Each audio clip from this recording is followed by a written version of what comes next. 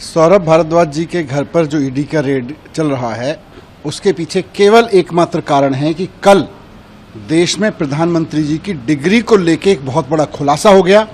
देश के सामने आ गया कि प्रधानमंत्री जी की डिग्री झूठी है। देश के सामने आ गया कि प्रधानमंत्री जी ने डिग्री को लेकर झूठ बोला, भारतीय जनता पार्टी ने प्रधानमंत्री जी की डिग्री को लेकर झूठ बोला। तो अब इस फजीहत से ध्यान कैसे भटकाया जाए? चलो किसी के यहाँ रेड कर देते हैं। ईडी वालों को पूछा जी कोई केस होगा, रेड बताओ किसके यहाँ करनी है। बोले जी अरविंद जी के यहाँ भी हो चुकी, सत्येंद्र जैन के यहाँ भी हो चुकी, मनीष सिसोदिया जी के यहाँ हो चुकी। बोले सौरभ भारद्वाज के केस का क्या हुआ? तो ईडी वालों ने बताया सौरभ भारद्वाज के बारे में कि जी सौरभ भारद्वाज जब मंत्री थे, केस तो उस समय से पुराने का है, वो जब वो मंत्री नहीं थे। तो बोले कोई बात नहीं, ध्यान तो भटकेगा। तो ध्यान भटकाने के लिए, प्रधानमंत्री जी की डिग्री के मसले से ध्यान भटकाने के लिए सौरभ भारद्वाज जी के घर पर रेड की जा रही है ईडी की।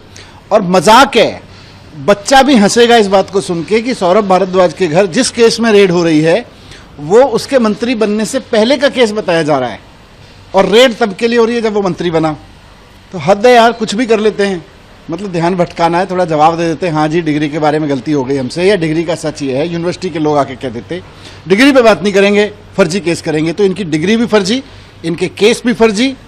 सत्येंद्र जैन का केस जैसे देखा आपने, सारा का सारा केस फर्जी निकला, वैसे ही इनके सारे केस भी फर्जी निकलेंगे और अंत में देखना सब फर्जी निकलेंगे भारतीय जनता पार्टी के लोग। लेकिन ईडी का जैसे जो इतिहास है, जो बताते हैं कि जब भी कार्रवाई होती है तो भ्रष्टाचार के गंभीर मसले को लेकर ईडी का हमेशा दावा रहता है कि हम कार्रवाई करते हैं। ईडी का केवल एक ही मसला रहता है कि भारतीय जनता पार्टी उनको कह दे कि भाई देश का ध्यान भटकाना है। प्रधानमंत्री जी की डिग्री पे जो बहुत फोकस कर रहा है देश, सोशल मीडिया से लेके मीडिया तक में, इंटरनेशनल मीडिया तक में चर्चा हो रही है कि एक देश का प्रधानमंत्री झूठी डिग्री के मामले में एक्सपोज हो रहा है। तो ईडी का काम, ईडी को काम ले लिया उन्होंने। ईडी का यही काम रह गया आजकल। ईडी का काम भ्रष्टाचार रोकना थोड़ी है। भारतीय जनता पार्टी जब फंसने लगे तो उन मुद्दों से ध्यान भटकाना है।